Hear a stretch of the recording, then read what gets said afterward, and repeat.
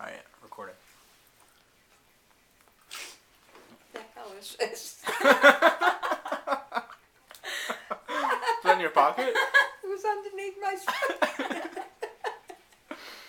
What were you doing? What were you doing before we got here? I put it on and I didn't even know. You know, it must have been in my laundry. You know? Good thing I got the camera on in time. So, I have a lot more questions for you now. All right. Why don't you start off since I haven't seen We you went from through last these time. already. Well, I wanted to ask about World War II. World War II. What kind of impact was there on your family during World War Well, II? I was worried, very much worried, about Grandpa Harry going to the service. And I was very grateful. Never thought I'd be grateful to hear that he had a punctured eardrum. So he did try to enlist. He was drafted. He was drafted. He was drafted down, and when they gave him his physical, he had a punctured eardrum. I And I was never so- go to the service. And I was so grateful that he couldn't go. But he did work, you know, like for, I can't find the word. Not, you know, like that they do around during the army, during the war, for people in the States. Like he worked in a factory? No, it wasn't a factory. Like community work. Okay. You know, Okay. he took the place of like a policeman. Oh, okay. Like volunteer work. Volunteer work, yeah. And he was very good. Did a lot of family go into the service? I know Uncle Marvin. Uncle Marvin went into the service, and he's the only one. Really? Actually, from the whole family. Where was he again? He was in Alaska. Keeping an eye on Russia. Anyway, he was there. Was there a big, with the rationing and the war going on? Were there a lot of? Oh yeah. What kind of impacts did they have? Well, we had to have stamps, certain stamps, and we couldn't travel or anything like that. I don't know whether I told in my first interview about when Grandpa Harry and I and Uncle Vic was a baby, and we wanted to go to the mountains with our friend, Millie and Al Green and their son, and we thought we were going to drive.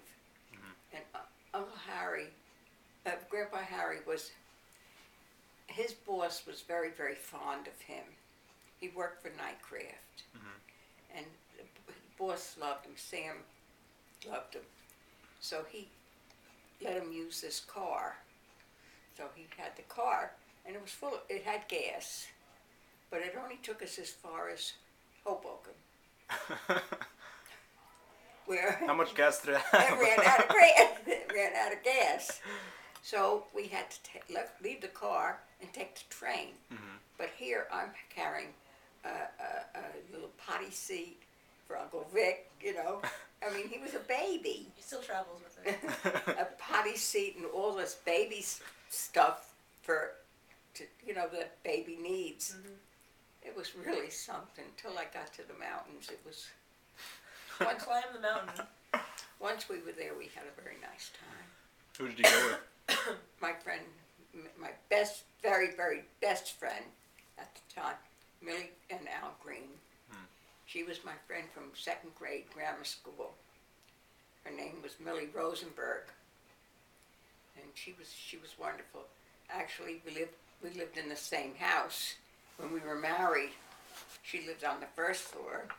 Why don't you take the plate over there? She lived on the first floor, and I lived on the second floor. And she would watch Uncle Vic while I went to the hospital to give birth to Aunt Judy. And then many times, after Aunt Judy was a little baby, she was, running around in the yard. We had a fenced-in yard. Keep the kids in? Huh? Keep the kids in? Yeah, keep the kids in, yeah. And, I was busy upstairs cleaning or something like that. And all of a sudden Aunt Millie would call up, May, she's undressed again. And Judy would take her clothes off and run around in the yard naked. She didn't go grab her, she just called you? So that was what happened. How long did she have this problem? Till she was about 3. I was waiting for you to say like 12. No. 25. So what about when the war ended? We were all very, Victory very Day, happy. We were very, very happy. There were a lot of changes. You said, like, for example, Grandpa Harry, you said he was doing a lot of volunteer service. What happened after the war? Well, he didn't have to do that anymore because the regular policeman, whoever was on call, came back. And he worked very hard. He did. Took his work very seriously. It was great. What should I tell you? And we had a very happy life. We did.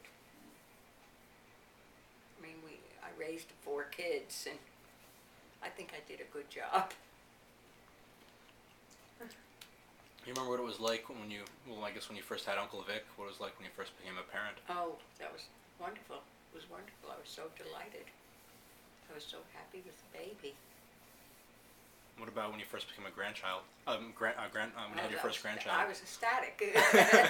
Which was a bigger moment for you? Having a grandchild. Really? Yes. Because it was Ellen. Having a grandchild was very, very special.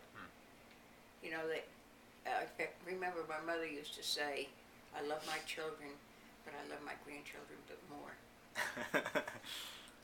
To say nothing of great-grandchildren. No, you see, no, my mother never did. My mother never did. We can ask you. But it was wonderful having great-grandchildren too. Let me see, you see, with your grandchildren, it's love them and leave them. When you love them during the day and you kiss them and hug them and so forth. You don't have to put them to bed, you don't have to deal with it. Parents, it's your job Once now. they start crying, you're like, oh, here It's you your go. job, so you have all the pleasures. Well, I used to remember when we were little and we would stay over at your house, for whatever reason, and Papa would wake us up at 6 in the morning and we'd sit in the kitchen and have breakfast and wait until, I don't know, 9 o'clock when we had to go to school. We always had Fruity Pebbles and little Flintstone vitamins. I always had those. No, yeah, Flintstones. Yep. Vitamins. I am a great believer in vitamins. I remember when I stayed at your house when David was born. I remember like the morning of, you gave me Apple Jacks, and I was just so mad. Like they dropped me at your house in the middle of the night, and I was so angry because I didn't understand what was happening. And you gave me Apple Jacks, and they didn't taste like apple, and I was really mad. Remember the commercials? That was like all they talked about in the commercials, and that was like the last straw for me, was Apple Jacks. And then I came home and then it was even worse. Yeah, seriously. They took me to the hospital and they were like, that's your brother, that one right there. And it was like this sea of babies that looked exactly the same. And I was like, okay. Well, in fact, I have a picture of Nathan's baby here. Oh, yeah? And he looks just like I every saw. other baby. Oh, yeah? How did becoming a great-grandmother compare to becoming a grandmother?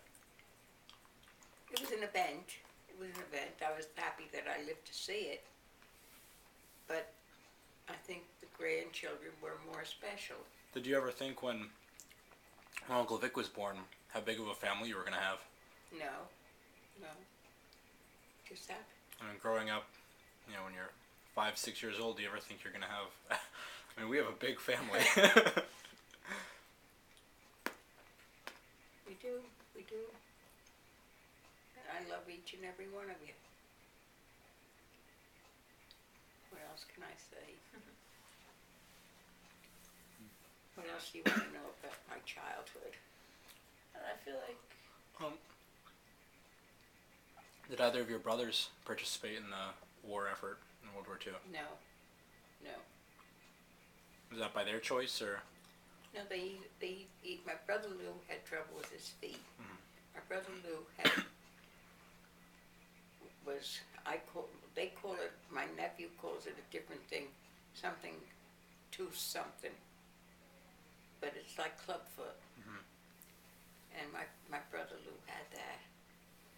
He was very, very thin, very skinny. My mother took him all over. Nobody knew actually what it was. Hmm. They thought it was polio and just everything. But he had this problem with his Did he have feet. a limp? Huh? Did he limp? He did limp, yes. His whole life? Yes. He always had trouble with his feet. My father had horrible feet also. He wore big shoes, and they were ugly, really ugly shoes. And he clocked. It was awful.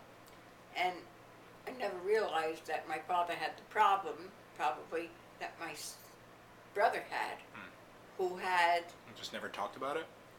No, my father never talked about it, no. But we talked about it with my brother because we didn't know what could be done. And he went through his whole life this way. And unfortunately, when his son was born, his son had the same kind of feet. And my nephew Neil has these feet, and it's bad. Which now he wears a certain brace, which helps him a lot. And which I understand now, Nathan's baby has the same problem. Really? So it's something that's hereditary.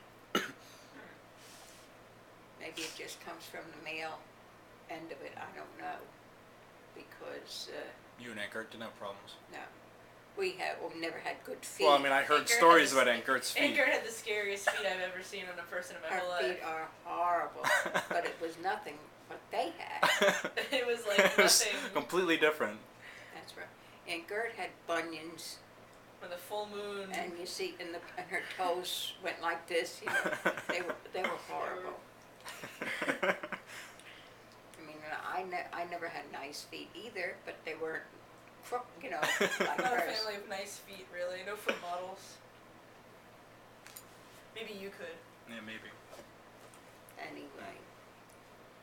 I always hear stories about the things that happen with your mother, but I never really hear.